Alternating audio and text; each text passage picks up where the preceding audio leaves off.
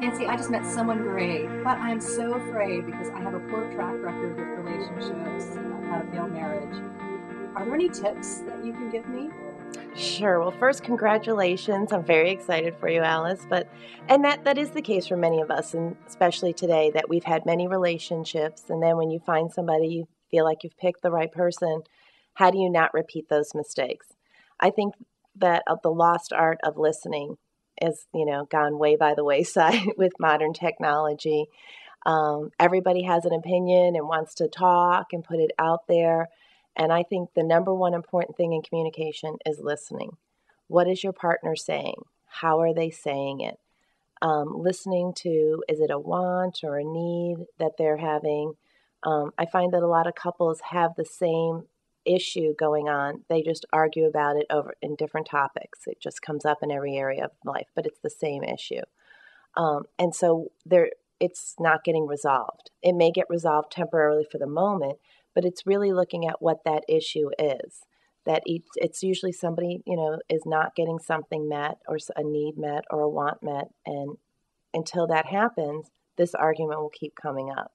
So I think listening and then asking questions, starting with I statements is really important. I feel, I don't understand, I'm confused, I'm hurt, instead of the finger pointing and the you and the blaming. I always recommend fair fighting rules, no name calling. A big one is don't use numbers. How many times do I have to tell you? It's 1,000 times. So the big thing I think is, again, no, using the numbers, no name calling. That's a big one. Let's keep it respectful. We can all disagree, but it doesn't have to be nasty. I think it gets much harder to forgive those things, and resentments can build when fair fighting skills aren't used. So that would be a big recommendation. And again, that all then circles back around to listening to your partner, and knowing what what the issue is. And if you don't know, asking the questions to get to it. I think one of the ways that I usually look at couples to get to the issue is picking out their love languages, the 5 love languages that was talked about a lot. And I think that's really helpful to know how you like to receive love and how you like to give love. I remember I had one couple, and the husband liked to sit and talk, and he wanted to talk about his feelings. And he thought that would really be a great way to communicate with his wife. Well, she wanted things done for her.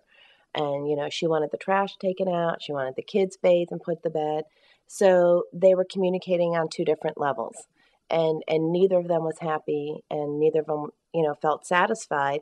And we stick to what we know. So you keep doing the same thing, and the issue doesn't get resolved. So that's a great way to kind of take the blame. There's no finger pointing in that.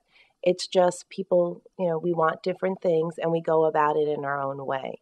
And the key is, once you understand that and you can communicate on that level, things will go a lot smoother.